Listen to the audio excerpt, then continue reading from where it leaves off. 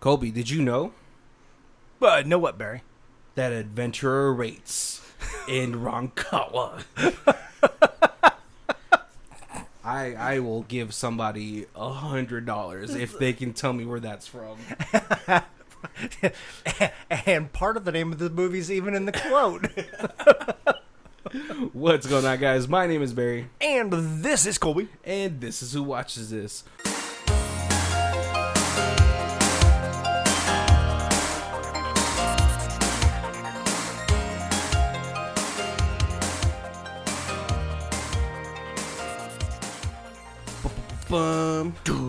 Theme music. Welcome to week 3 of rip-off movies. Yes. And this one is probably the most blatant rip-off. Yeah. But I mean, we could really never know because maybe they had written this before the Jumanji remake. It's probably not. Probably not. Yeah, I can't give too much credit to Asylum. Let's be real. Yeah, Asylum's pretty good at like hearing that a movie is going to come out and then quickly making a movie off of what they think that movie is going to be before the original movie comes out. Yeah, I mean, like, one of the biggest issues with I believe with movies today is that everything is in the trailer. Yes. So the trailer is pretty much the new spark notes of movies. Yeah. Oh yeah. Like trailers used to be like the what's it called? Like the book jacket description of the book. Yeah. Yeah. That's what movie trailers used to be. Yeah, but who the killer was. Oh, exactly. Yeah, when they like Terminator 2 came out and then they like showed both the Terminators and then showed that Arnold was a good guy, it was like, what? Why did you show that in the trailer?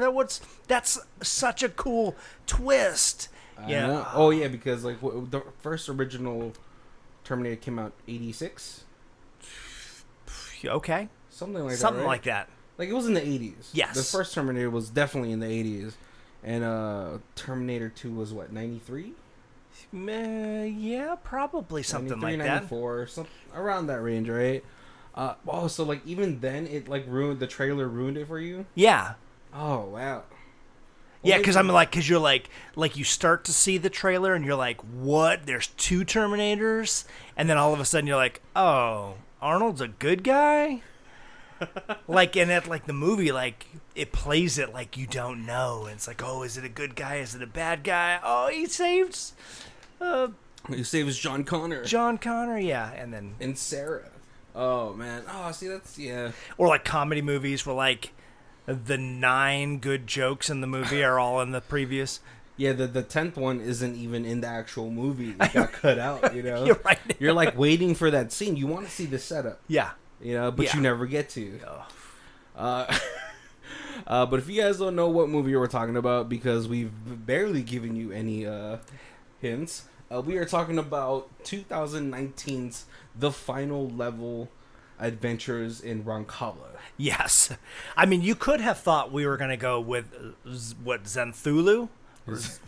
Because that was like Jumanji in space, because we did mention Jumanji. But no, we went blatant ripoff. Yeah. down to the like the introduction character of the world building, whatever. Like in Jumanji, you have what I think his name is Nigel, but then again, I always just think every British dude's name is Nigel. Right. Down to that, in here, you get the same thing as well, right? Yes, he's just a slightly nerdier and in a raincoat. Yeah, and American. Yeah. So like all right. So let's, before we actually just talk about the movie, I'm gonna set the tone for you guys right now, because there's a couple times where I watched this after I ate, so I might have dozed off a little bit. But we're gonna talk about the slight differences, right? This movie versus Jumanji. Jumanji has teenage kids. This one starts off with teenage kids, but goes into adulthood. Yes. This one, instead of Colin Hanks, I believe, is in the first Jumanji. He was played by like Nick Jonas. Oh yeah, yeah. Yeah. So instead of finding him later on in the movie, he's actually, this is how the final level starts off, with Colin Hanks's doppelganger. One of the Weasley brothers. He gets sucked into the game, and then 10 years later, we make that same joke. Yeah. By one of the girls who I was like, she must have done softcore porn at least. No. Yeah. Yes, I feel like they were like, we got to take the teens and then grow them up a little, so that way we can make them busty and make them wear skimpy clothes a lot. Yeah. Yeah, because that was, like, I think not one of the issues about Jumanji, but, like, you have these, 16-year-olds, and one of them is a nerdy teenage girl. Right. Who gets transported into... That's true, because they don't go into somebody else's body, they just go into somebody else's clothes. Yeah. But it's still like the girls. The regular characters, right? Who are playing the game get sucked in. Yeah, instead of in Jumanji, she gets transported into Karen... Or what's her name? Nebula. Yeah. Marvel, or like Doctor Who. Yeah. Some people might get upset, like, she's from Doctor Who first. And then the girl gets transformed into Jack Black. Now, if you're gonna have a man play a teenage girl, there's no one better than Jack Black. I don't know if there's anyone else that could pull that off. Maybe Jim Carrey, but he's too enlightened now. Like, I kept thinking that what Rob Schneider did it, I think, in a Trading Places kind of movie. Yeah, but man, after seeing Jack Black's performance, it's like Rob Schneider's just slot down to number 2. That's yep. But yeah, so those are going to be the slight differences. Obviously, they don't get transferred into avatars of different people, but they still have certain abilities. Right. One of the things that this is an Asylum movie is that there is a Sharknado. There is a Sharknado. That is boss level 1. That's already devastating. It took a whole movie to stop that. Right. And this one, we're getting rid of it in level 1. Yeah. Did that kind of let you down? You're like, or did you like the little call out to the Sharknado? I loved the call out. It's Asylum. It's like, this is our biggest movie franchise. Let's go ahead and... I mean, Asylum basically it has its own mock universe. Yeah. Right? Yeah. Right, like with the Transmorphers instead of the Transformers. And the Atlantic Rim. Yeah, Atlantic Rim. Which sounds like a Rhode Island sexual slang. Like an Atlantic Rim job. That's when you put cocktail juice around it.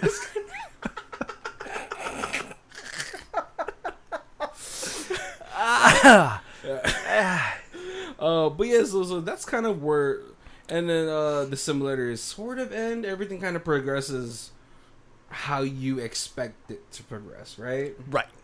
Because this is it kind of almost feels like Asylum is like the American version of the director of Future Cops. Mm-hmm. Because I feel like Asylum had taken a page out of his book, because before, when he was making more, and he's still making movies now, I think he just came out with Enter the Fat Dragon. But his philosophy for making these low budget mockbusters is that you take properties that people already know and mash them all into one thing. Right. Yeah. And he's been doing that since the 80s. Yeah, and if you only use a certain amount, it's not really copyright. And I guess if you parody it, then it's like a... It's almost like a fair use type of deal. Yeah. Which is still very, very odd. Because a lot of the things that they copy or parody, right? It's like, man, if you didn't throw in a joke or whatever, or made it a joke. Yes. But then again, I guess the Scary Movie franchise that's what it was built on, right? Right. Oh yeah. Yeah, definitely. An Airplane and but Naked Gun, stuff like that, all kind of are just. But you know that guy who plays Naked Gun, Leslie Nielsen, he's just so good. Yeah. Like I remember I watched those movies first before I watched the original versions of them. Oh, actually, I did too. Yeah, and I'm like, I like the comedy version a lot better. Oh man, but yeah, this movie it starts off two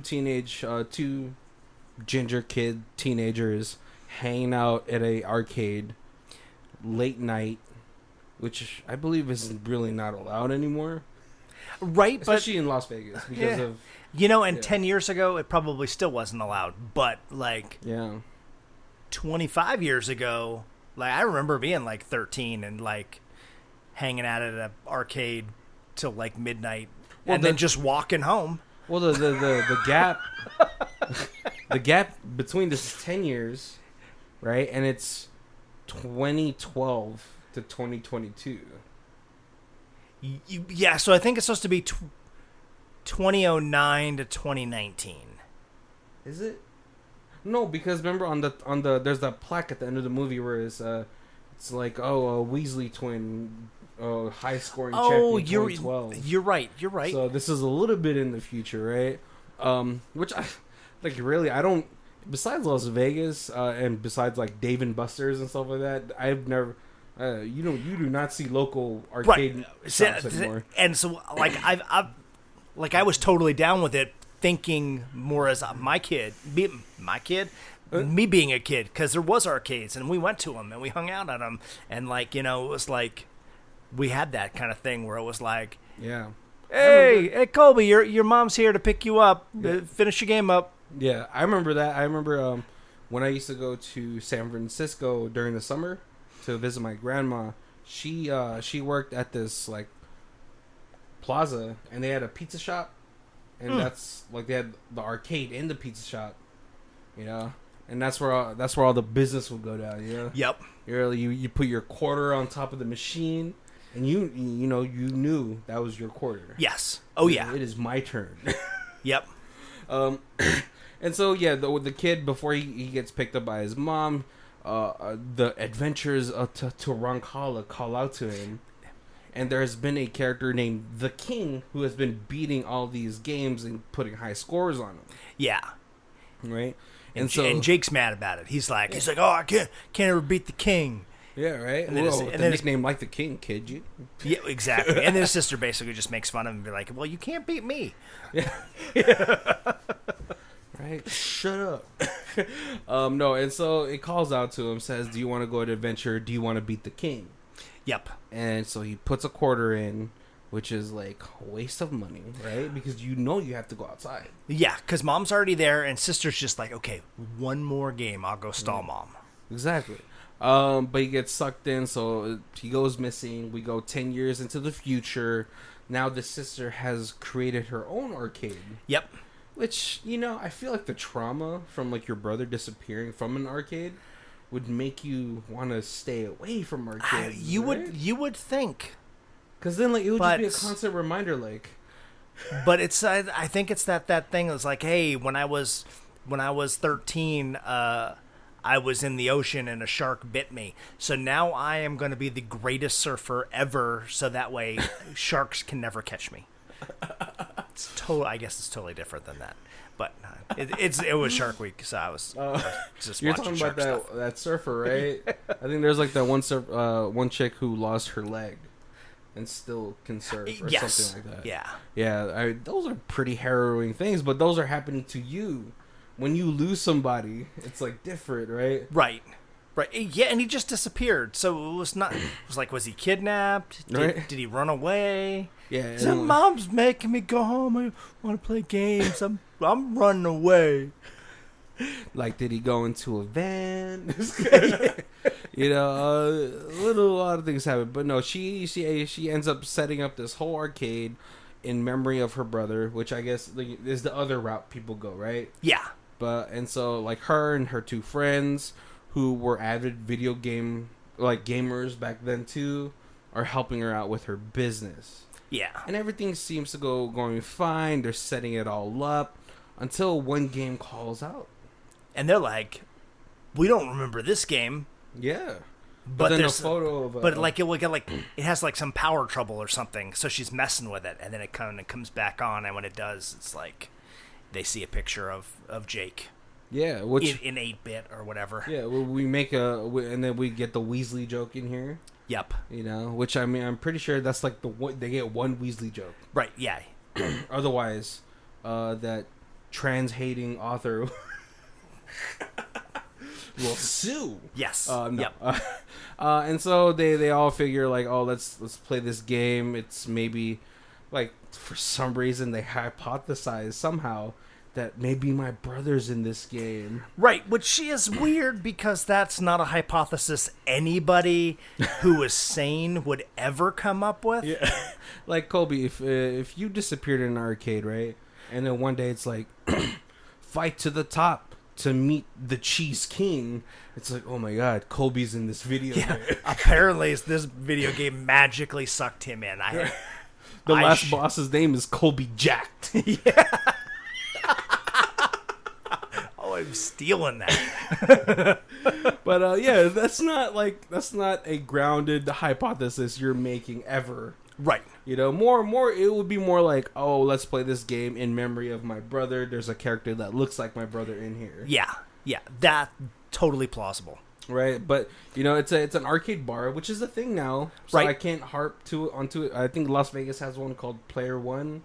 Yeah, and we got a couple. Insert Coin. Yep. Mm-hmm. Yeah. I don't know if Insert Coin is still open because of the pandemic, but right, and I know the Player One also like it had two. No, that one I know is open because I follow one of the bartenders on there because she's a really hot cosplayer girl. But there was one that had like 2 locations and one location. Oh, maybe one did closed. Down. Yeah, I know the one by Sam Ash on like the east side of town is open. So okay. But yeah, no. So they decide let's play the game. They take some shots, and then the first girl, who is the tech girl, presses the button to start into it, and then gets sucked in. The other 2 girls freak out, and they're like, "But we have to save our friend and my brother." I like that they at least tried to call the police. And the police were like, your friend got sucked into a video game? Yeah. Like the video game fell on her? No, they actually got sucked in? Okay, yeah. So I'm like, okay, yeah. At least they tried to call the authorities. That is the most realistic thing that happened ever in a movie. Yeah. But no, they end up going into the game as well. We start off at a beach level, and the best part of the movie is right here because they're in a bikini. All 3 of them. Yes. Redhead is stacked. Yeah, she's busty. But they start to run away. The main character, she's very disoriented because she's the last one to come in, and then her 2 friends are like, "Let's go! You gotta get out of here!" And then she sees a shark just on the beach. Right, which is weird because you're just like, why is there a shark just like flopping around on the beach? And then you notice Sharknado, and we get these Sharknado scenes as we get the Nigel character explaining the world and what's happening. Yeah, and you know, we see there's a lot of things that you would see in video games. They have a prompt that tells them like where they're at as far as their maps and all that stuff. They have backpacks where it's their items, and these are like the cool like little like things in here because in their backpacks they have items that are way too large. Yeah, I thought that was a fun little joke. When she's like pulling a paddle, pulling like one of the girls pulls a machine gun out of it, you know, and these are like almost like sling bag type of backpacks. Yeah, the little drawstring ones. Yeah. Yep. And so they learn that, you know, in order to proceed through the levels, they have to beat the final boss. So for the first one, it looks like everything's kind of in a dire situation until the blonde girl kung fu punches one of the sharks. Yes. And she's like, "Oh my God, I know kung fu."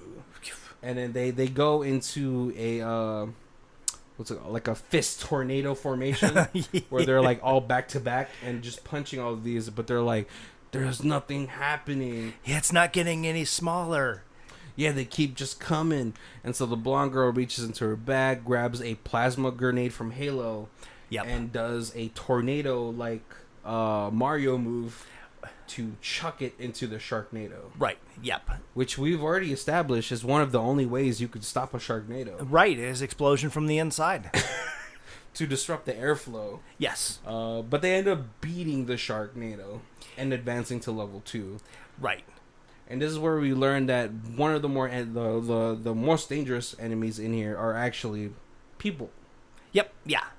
Which is a reoccurring. But Nigel does say everything in the game is designed to hurt them. Yeah. And so for level 2, they have to get through this desert area where they're being chased by thugs. Yes. They save a character from being gunned down, and they get chased throughout the whole thing. They almost split up. Which is, if you guys ever play D&D, is something you should never do. Oh, right. Right. So main girl, she... And then there's a boss at the end of every... Yeah. At the end of every level. Mm-hmm. And they fight the boss. And then after they beat the boss, then the next scene, they're wearing a new outfit. Yep. Because they're at the next level. I thought that was kind of a clever little twist, too. It's because they have to match the terrain. Yes. Right? Yep. So... but they split up in here. The two girls who are giving off, lesbian vibes, right? A little bit. You're like, oh, they care about each other so much, and it's a little bit more than like how friends would care about each other. Yeah. They split up. What's it called? The other girl. Yeah, she's being chased, so she splits up as well. One of the girls gets eaten by a shark. Or no, alligator. Yep. Almost like in the same fashion that Samuel L. Jackson got ate by a shark in Deep Blue Sea. Yes. The other girl, she's deathly afraid of fishes.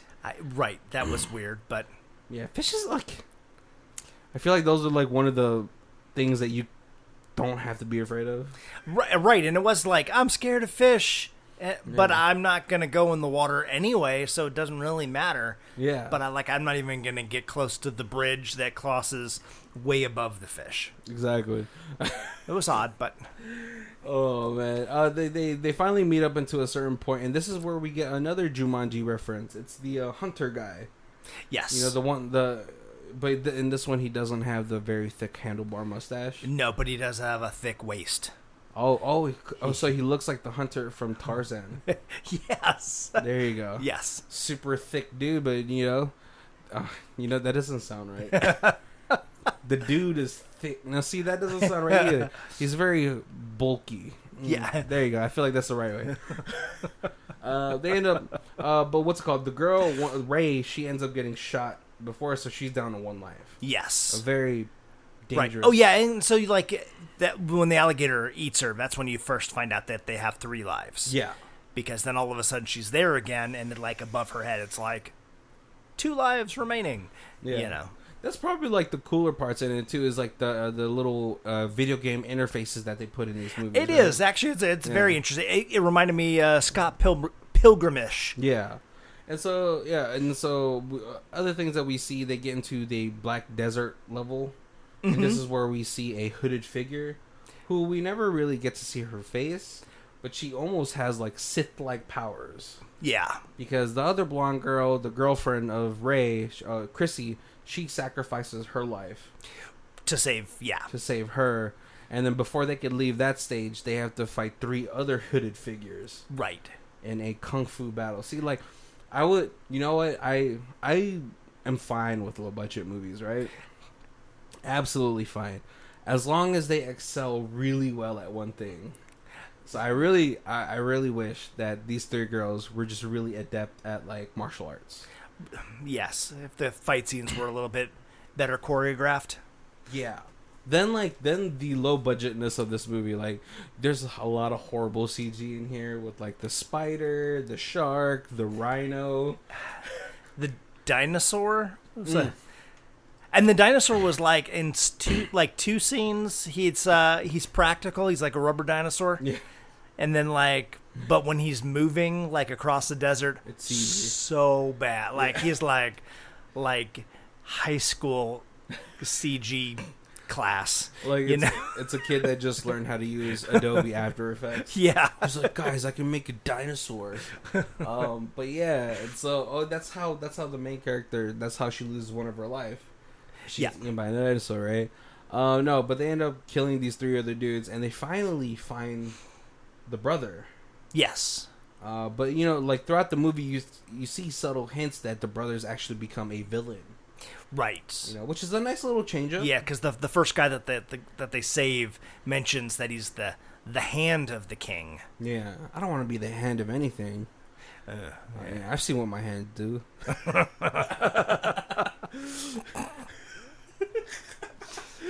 No, and so the main Sarah, who's looking for her brother Jake.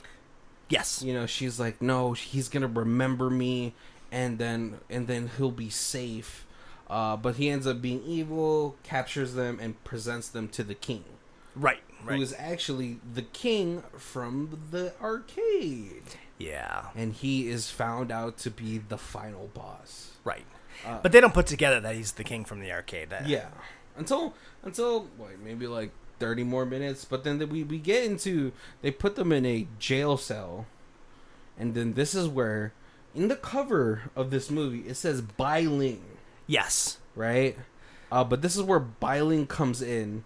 And I admittedly had to skip over this scene after the first 5 minutes. Yeah, it is very drawn out. She's explaining kind of backstory of this place that you have already easily figured out, but in a like this superly overdramatic way. Yeah, you know, Biling is better than this. Yeah, she's in like 120 movies, and yeah, this probably isn't in the top 5. I don't even know if this is in the top 50. You know, honestly, I totally, this would have been fine if Biling just spoke. I don't know if she speaks Mandarin or Cantonese. And then they just, like, in the game, it just popped up subtitles. Right. So the characters knew what she was saying. Yes. That would have been a clever way to do it. Yeah. But maybe Biling was like, no, I know how to speak English. Yeah. And I was like, man, where's the subtitles? And that's not me making fun of her. It's just like, you know, she has a very heavy accent. She does, yeah. You know, so sometimes... And especially in the way that she's delivering these lines, right? Because it's yes, she's doing it sobbing and like it's like over the top, super over the top. Yeah. So, but then you know she gets taken away, and then we get to the final boss fight, right? Because we find out that the only way that they can leave is by beating the super boss. Yes. And they find out because that's what their little pop up says when they push the map. It says, "Oh yeah, objectives, final level of you know." And so at this point, Sarah is able to bring Jake back to her side. Yes. By, like, saying all the memories and all that stuff. Yeah. And then they fight the final boss, who is a little overpowered. Yeah, so it's... I thought this was a clever way to do it, too. Like, in a bigger budget... better movie, this would have come across, I feel, better. But it was like Jake was like, I've got to fight him to prove, and then so he fights the boss and then beats him. And they're like, how come the portal didn't open? And then the boss is like, stands up and he's like, because that wasn't my final form. Whoa. And then it's like, oh, the 4 of us have to team up to beat him. Mm-hmm. And then they had like, he has this pet rhino that like he can control, but it's like an 80s video game where like he has no control and just like every once in a while it just runs across the screen, and if you're standing in its way it hits you. Yeah.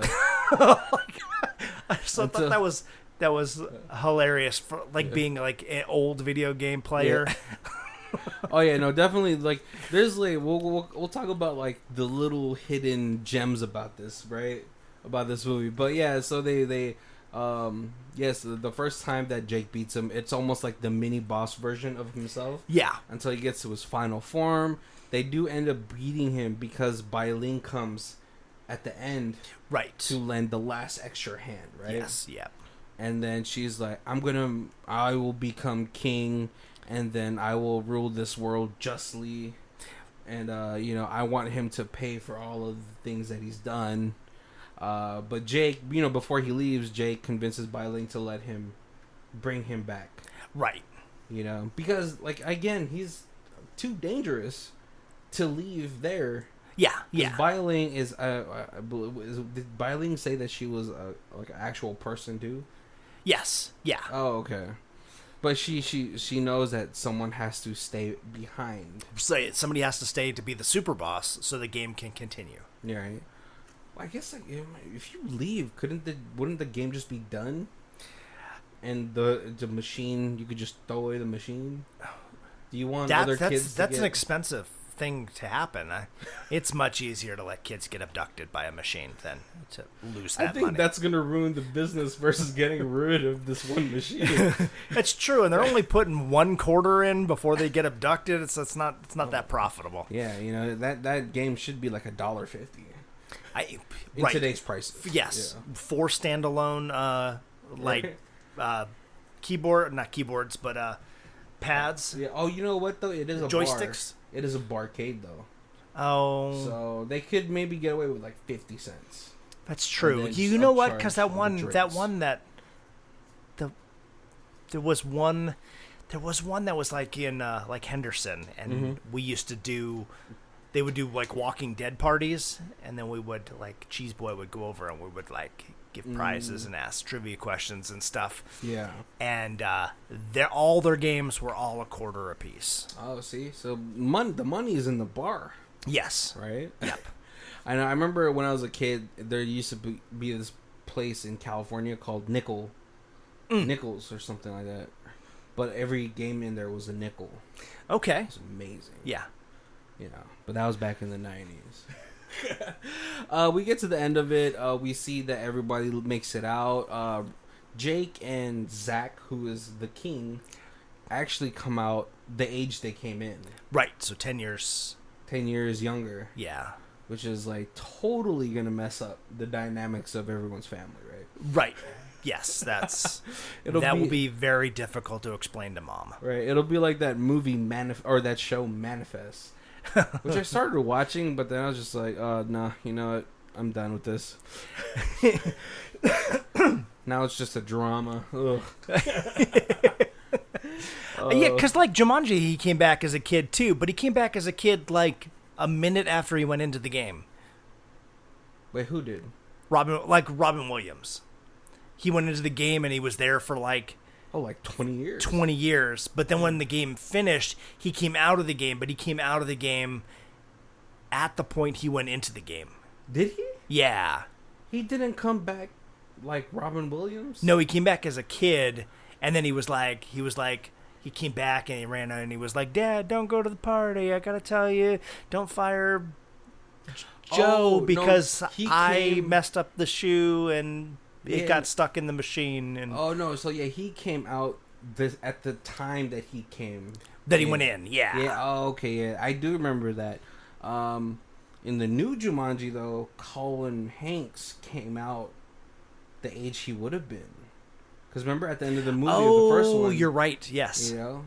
I was like, dude. Oh, no. He didn't. He came out when he came in, and he had a whole life. Because he had a kid. Oh, yes, yeah. Man, see, it's hard, when you don't show it butterfly effect style.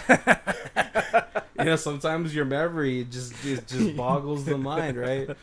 Oh yeah. See, I guess they're like, this is the way we don't get sued. He comes out 10 years later, right? And it's like the girls who own the arcade. They're all like, Jake, since you're now our little brother instead of our big brother, you get to play here for free. And Martin, Zach. Zach. Is it? Zach is the king. Yeah. He's like, hey, I'm not sure about you. And he's like, oh, that's fine. I get it. First of all, he can't be in there because it's a barcade. That is true. Yeah, Jake may be able to sneak it because his family owns it. Oh, that's true. Yeah. He's like, oh, I am the what is it called? The bartender's aide. Yes. I just take out the trash. Right, on the bar back. Bar back, that's what it was called. I was like, is it bar side? Nope. But yeah, that's the end of the movie. Blah. No. But then you watch through the credits, and then there's an after credit scene where Bai Ling puts on her like little robe and she climbs up and then she sits in the throne of the king. Is she evil? She looks evil.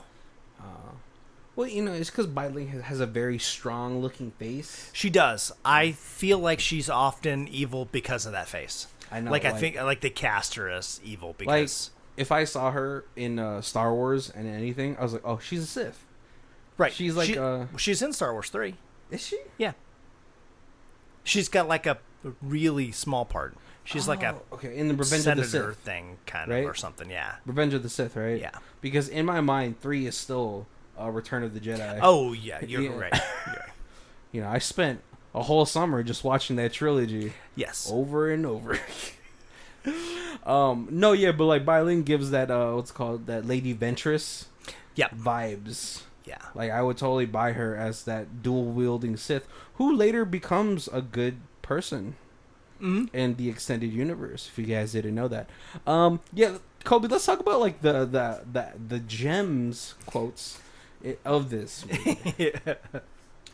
You mentioned a lot of you like the video game aspect. Yeah, right? I thought that was super clever, and every time it was like they came to fight, like the you found out who the boss was, it was always like the little words would pop up and be like boss fight, and then the 3 girls would like line up together just like they would, and they would kind of be doing the little bounce. I'm doing the bounce that you can't see through a podcast. They'd all be doing like the little bounce as like the boss came out. Yeah, you see that even when it's not in that 2D aspect. Yeah, because that's what they do, right? When they have these boss fight introductions, they do it first in 2D. Yep.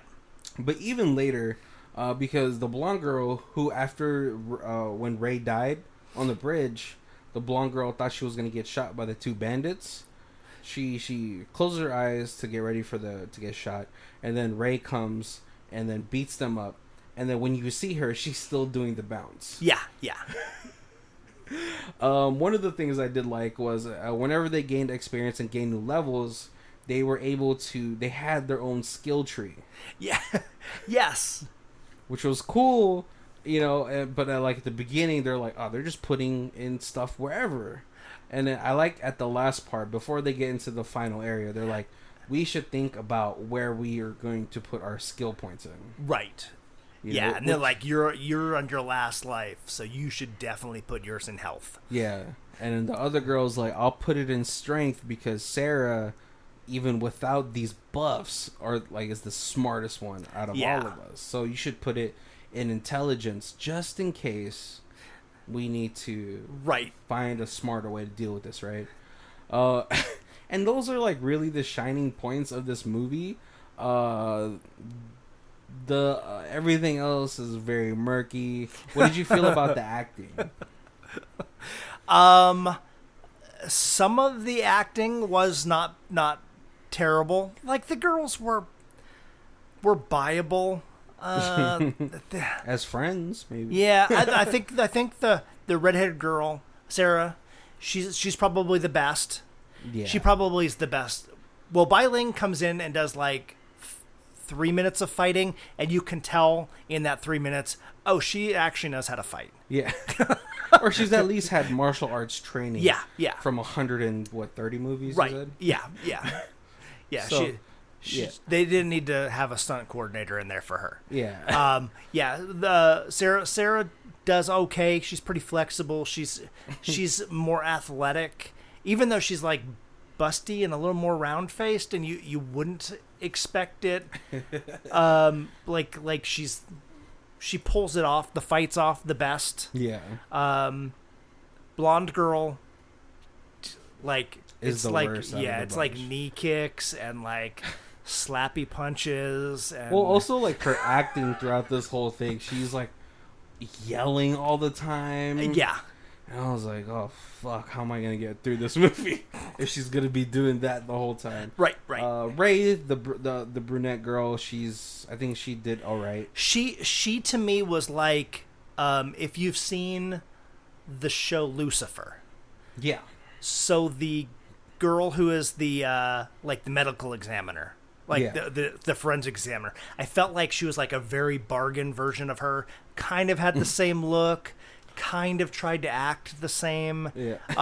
But like was just like that's her less talented younger sister. Yeah. Yeah, she's the Great Value. Yeah. The Kroger. She's the Shasta of that version. Oh yeah. So yeah, this movie is for people that just like mockbusters. Yeah. Definitely. Anything, I mean, honestly, anything Asylum is within that realm, right? Right. All right, guys. Cool. All right, so if you guys don't know, we have a new little segment. It's I decided what to call it. It's 1 star, 5 star. Okay. Yeah. And so we're gonna be reading reviews of this movie, 1 star and 1 5 star. So Colby, did you want to read the 5 star or the 1 star? I'll do the 1 star. Okay. Okay, so this is Wayfinder. Gives it 1 star. Another Asylum yawner. Bogus rating. This is yet another Asylum yawner with ridiculous 5-star reviews here on Amazon. This definitely not a best of the best film that anyone would claim it is beyond absurd. First, this is not rated 18 plus. That's obviously put there to draw viewers looking for 18 plus movies. This is more like a very lame PG. I saw this elsewhere, or I wouldn't have even checked it out of the 18 plus rating. But no problem there. The spiciest this gets are girls in bikinis at the beginning. How does such bogus information even get on Amazon? Second, worst boss fight ever. Seriously, you will not find lamer CGI and fight choreography than this. You could have attacked one another with Nerf bats and it would have been more interesting. This starts out looking fun and interesting, shark, tornado, and everything. From there on, it is seriously downhill all the way. The only thing that it has going for it is 3 fairly stunning lead actresses, but that's it. Terrible plot, writing, directing, if it were even possible, even worse special effects. You know what, though? The special effects is very on par with the Asylum project. It is, yes. And let's go to our 5-star rating from Weasley, or Wesley, I don't know. Really good with lots of nostalgia. It's funny as hell. Supposed to be a spoof of Jumanji, but can stand on its own 2 feet. Kudos to the writer and actor Tootle, who does an A-list performance. No joke, that girl is a natural. This movie has shout-outs to the old 90s and 80s martial arts video games like Double Dragon. It doesn't have pretensions and doesn't imitate movies like Tron or Ready Player One. This is a great movie. Beerhens also gives it A-list performance. Look for him and Tootle to progress in the industry in the next few years. I really enjoyed this flick, and all the actors were great. We have 2 varying opinions on this movie. Surprisingly, though, this movie has a 3 out of 5 on Amazon. Right?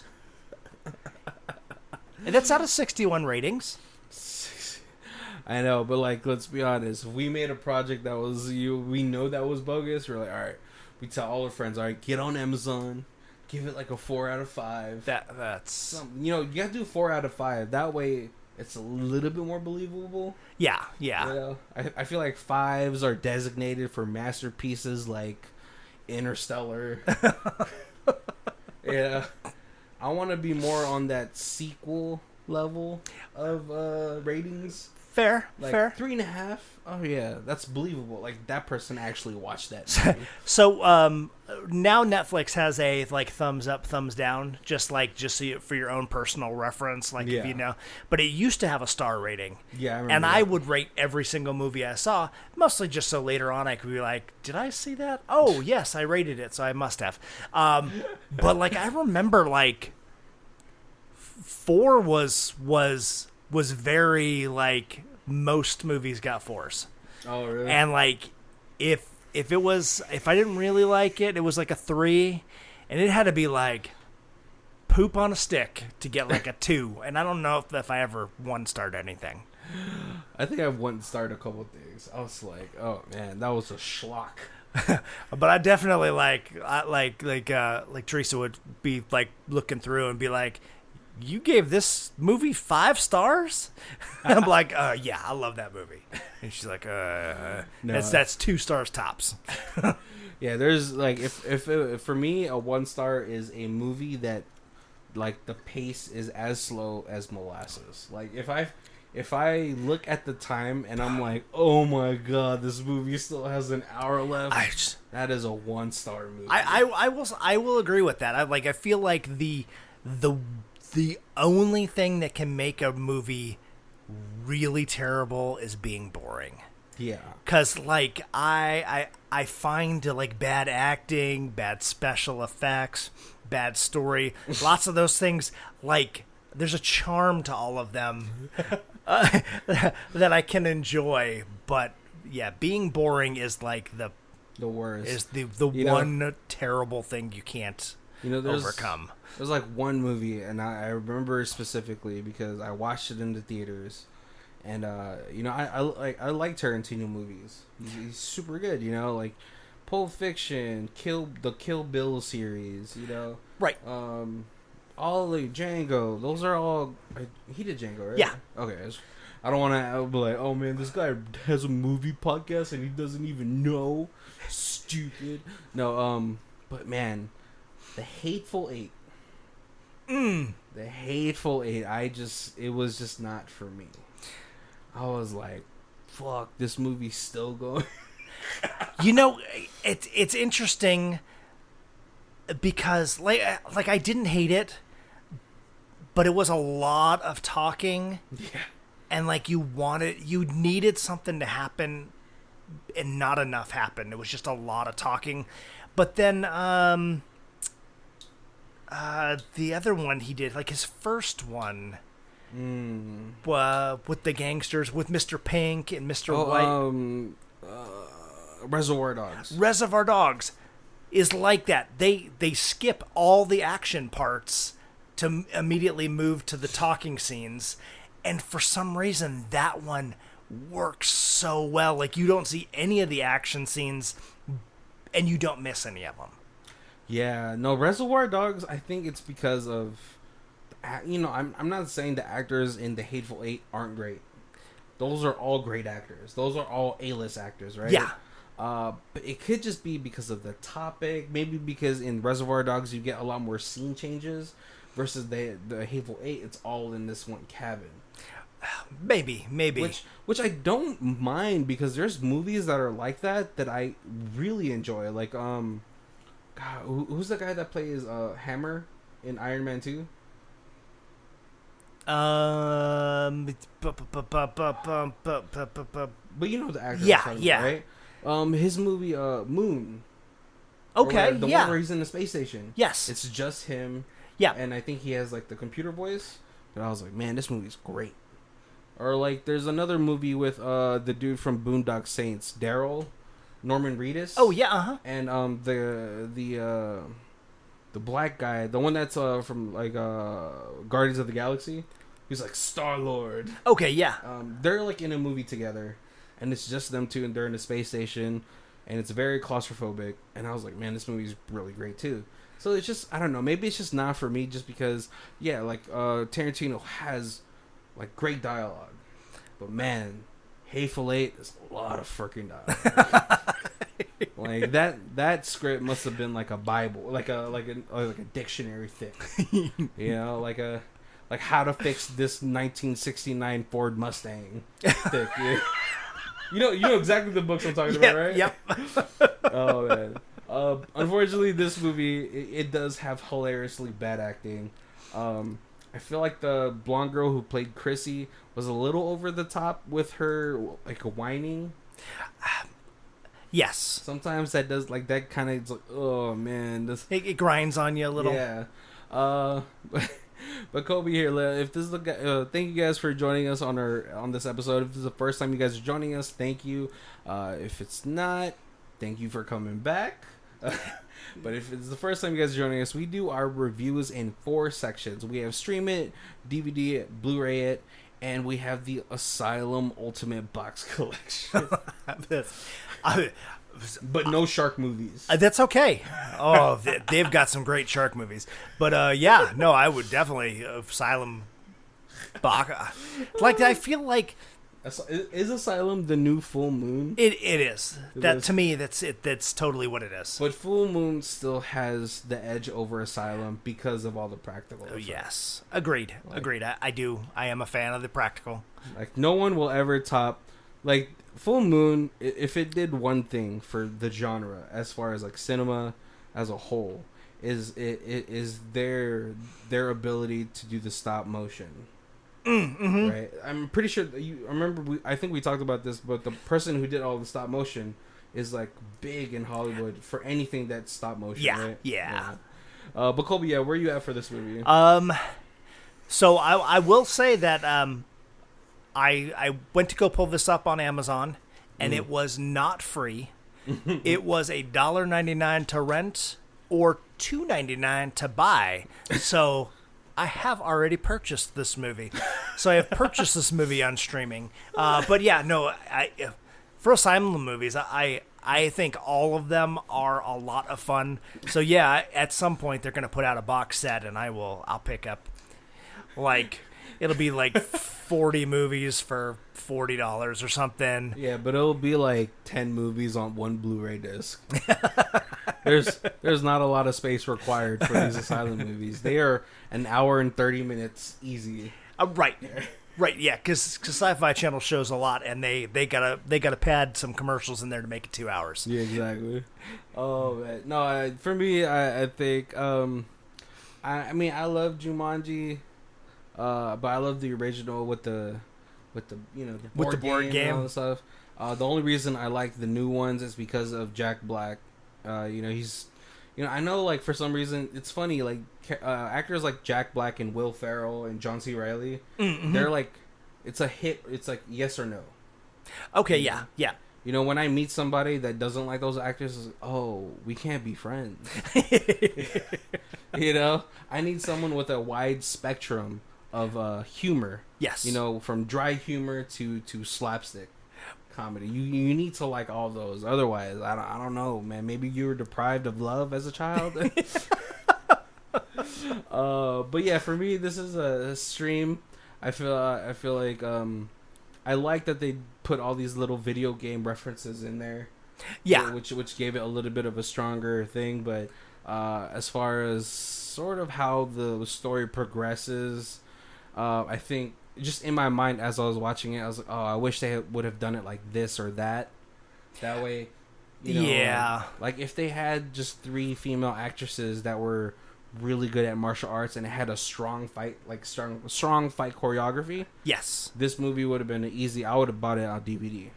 Oh yeah, I love a movie that's a terrible story with great fight scenes. That's like, I mean, like, especially if you're like around our age. You know, I know Colby grew up with this, and I grew up with this, but we grew up with all these kung fu movies. Oh yeah, that had hard cuts in certain places. I remember like Stars had their own channel of just kung fu movies. Yes, it was awesome, right? There's this one. So I don't remember a whole movie, or a whole channel, but I remember it used to be called Kung Fu June, and it was like a new kung fu movie every day in June. Easily. But like, I think when I was like around that age, they had finally just like, fuck it, we could have a whole kung fu network. of Star Wars movies, right? And there's one scene that really stuck out to me, and it was this old kung fu movie from the 70s, and this guy was like, his special art was his sword becoming two swords. Okay. Or something. So like he would slowly raise it up to the top of his head, He-Man style, right? And then he like would say the words, and then we would have a hard cut where that one sword became two swords. And I was like, that's amazing. But like, you know, all those old kung fu movies have, you know, terrible dubbing. Yes. You know, the acting was, it is what it is, but the fight scenes were amazing. Right. Yeah. You know, so that's the one thing. If this had amazing fight scenes, it would be an easy DVD pickup. But as it is, if you just want to see a goofy Jumanji mockbuster, this is an easy watch. Just skip over the Ling 15-minute dialogue scene. All right, maybe it's like 10 minutes, but that's still way too long. It's drawn out a little. Like they're like, we spent money on like a real actor for this, so we're gonna take advantage. Well, no, so like, okay, on Amazon, this says it's by Ling, which I don't know why. Maybe she's one of the people that funded the movie. But if that was the case, she would be in it more, right? I don't know. Yeah. But another interesting, if you pull up, what is it? I think it's IMDb. Mm-hmm. One of them, the guy who's like Ray Palmer from like Flash, and then he was like Superman. Uh-huh. His name is like one letter different than the grown-up version of Jeff, the actor. So it shows that he is also in this movie, and I was like, Superman actor is in here. Oh, Brandon Routh. Yes, and his Brandon Routh. Yes. Are you? So like one of the sites that like the movie information sites you go through, and it shows his picture as being part of the movie. And I was like, I just finished watching this. I don't remember. Was he like one of the guys under a cloak or something? I don't remember. And I had to kind of do some research, and then I realized that it's just a misspelled name. No, that's how you get a little bit more of a. That's how you get a little more stuff in, you know. I get a little more. That's true. Advertisement. That's true.